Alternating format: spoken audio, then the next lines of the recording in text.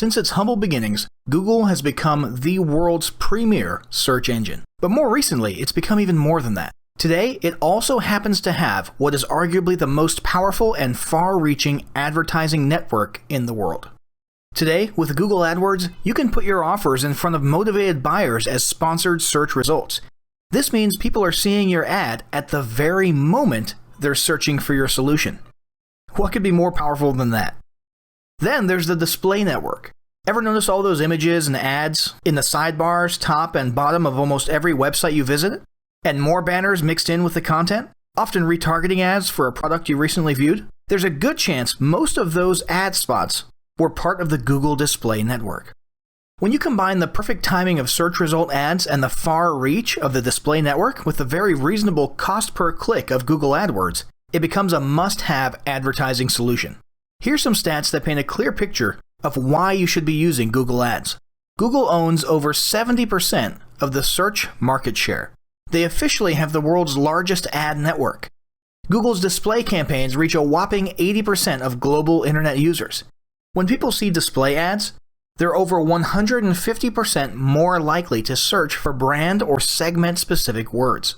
And even if you're planning to just focus on organic SEO, you need to have Google Ads in the mix. Almost 90% of traffic from search ads is not replaced by organic clicks when ads get paused. For people searching with real buyer intent, the ad spots at the top end up getting around 40% of the clicks on the SERPs, or search engine results pages. And almost 100% of searchers go with businesses they see on the first page of the SERPs. So getting those sponsored results up there is a must. In case there was any doubt about the effectiveness of these ads, here's a few more stats. On average, marketers make $2 in sales for every $1 they spend on Google Ads. On mobile, around 70% of searchers take action within 1 hour, and 70% say they call businesses directly from Google Search. And yes, you can have your clickable phone number right there in the search ad. All these stats probably explain why over 70% of these businesses plan to increase their ad spend in the future. So, we've gone over why you should be using Google advertising in your business. Now let's talk about setting some goals.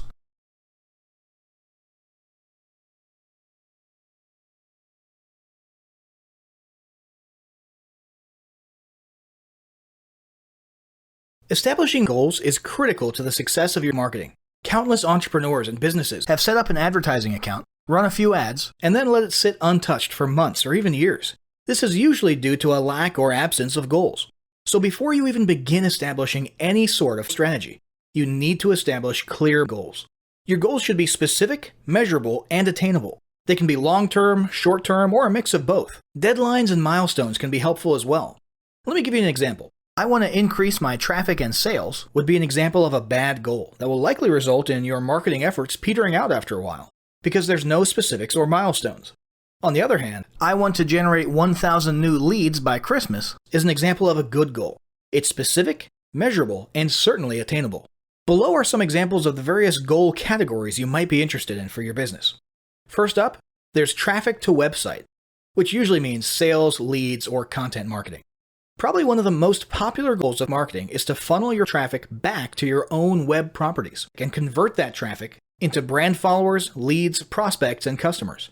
So maybe your goal is to get people to a landing page with a free offer where they can subscribe to your list and become a lead. Maybe they're being sent to a sales page or an e-commerce store. Maybe you just want to do some content marketing and send them to your blog. Next, let's look at the social following goal. In this goal category, your aim is to build a large number of followers. This usually means likes in the case of a business or brand page, or it could mean friends if you're focusing on your personal profile.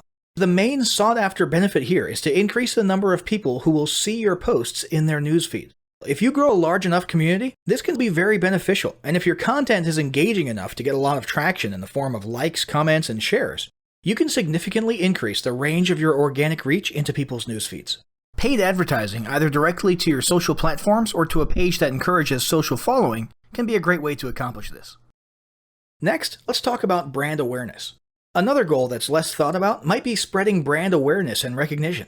If you're just starting out, there's a good chance your brand might be in need of a jump start. If nobody's ever heard of you, a great way to increase recognition is to simply flood the web with ads that direct people towards unique, helpful, or entertaining content and get your name, logo, and overall brand identity in front of as many eyeballs as possible, as many times as possible. If this is your goal, you want to avoid being salesy in the beginning. Ensure you're focused almost entirely on helpful, relevant, or entertaining content. Next, there's expanding existing audiences.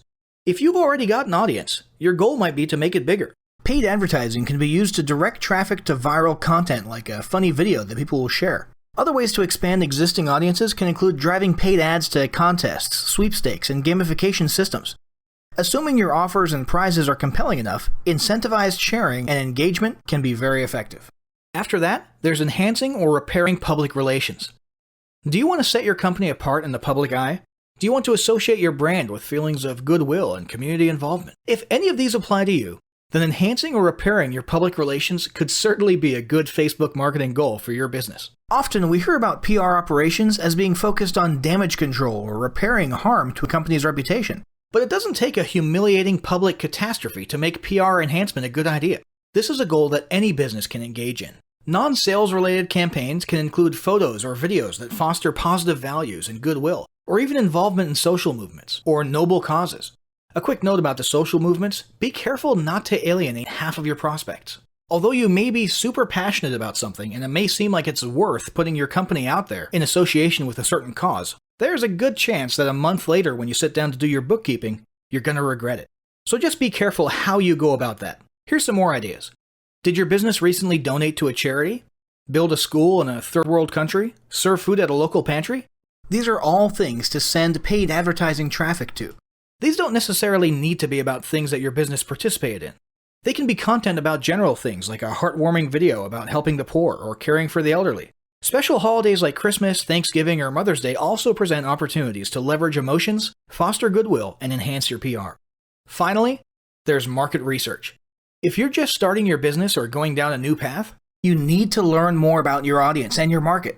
Paid ads can get people to vote in polls, take surveys, or even drive them to the comment section of a blog where they'll share their opinions. Ultimately, your goal should be to gather as much data as possible and come up with 1 or 2 ideal customer avatars that you can then base your marketing and product development on. All of the goals you've learned about in this section require some sort of overall strategy relying on the various types of advertising options. So that's what we'll be covering next.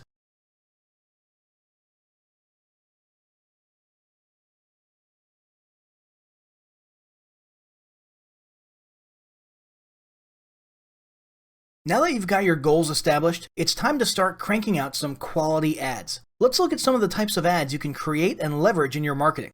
First up, there's search ads. Search advertising is the ultimate perfect timing advertising method. These are ads that appear above, below, or next to search results. They're native ads, which means they look more or less like organic search results and blend in, except for the single word ad in a tiny box next to the URL. These ads show up based on keywords that are targeted during the ad creation process, as well as any other criteria or parameters you specified, such as geographic location. The great thing about search ads is that you're literally putting your solution right in front of people with a problem, exactly where they're looking and exactly when they're looking for it. The value of offering a product or service at the very moment someone is searching for it is obviously priceless. What's more, you only pay when people click your ad or take another specified action like calling your business. And yeah, you can set up phone call ads. So even when people don't click, you're getting free exposure with your business name and brand being put in front of countless eyeballs. Next, there's search remarketing.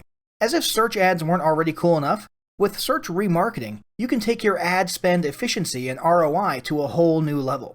Unlike standard remarketing or retargeting, which follows people around the web, search remarketing is still something that happens on the search engine results pages. It allows you to show search ads specifically, not just to people using your targeted keywords, but to people using your targeted keyword and who recently were on one of your web properties.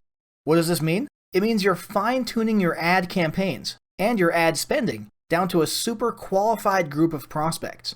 This means more bang for your buck and greater ROI in the long term. Then there's display ads.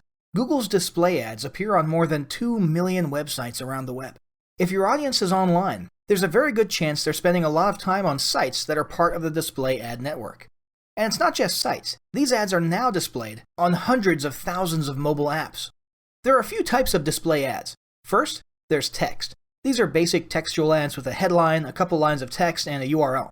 But then there's banner ads. These are the actual image ads that you see in the sidebars, the tops and bottoms of pages, and snug in there in the middle of content as you scroll down through a blog or forum page. And it's not just plain images. These can be rich media, interactive elements, animated images, and more. More recently, you can even put your ads right inside of Gmail. Finally, there's video ads. Arguably one of the coolest advertising developments in recent years, Google's YouTube video ads are an incredibly powerful tool. All you need is a short video, such as a talking head video or an animated video or anything like that, and then using the AdWords creation process, you can then make YouTube ads that display in front of relevant or targeted people on YouTube. Your video either will appear in the search results, in the related videos column, or even play automatically at the beginning of other videos using the TrueView system. Not only do you get to target and put these video ads in front of the perfect audience, but you only pay when people express interest in your ad. So, all these advertising methods are clearly great and present an incredible opportunity to help you grow your brand and your business. But none of this information is worth anything if you don't implement what you've learned. With that in mind, make sure you implement the steps of the following battle plan right away. Step 1. Determine your advertising goals. Step 2. Get your relevant web properties ready to receive traffic. Step 3. Do some research to determine the best keywords and other parameters. Step 4. Choose your best ad type and start creating ads.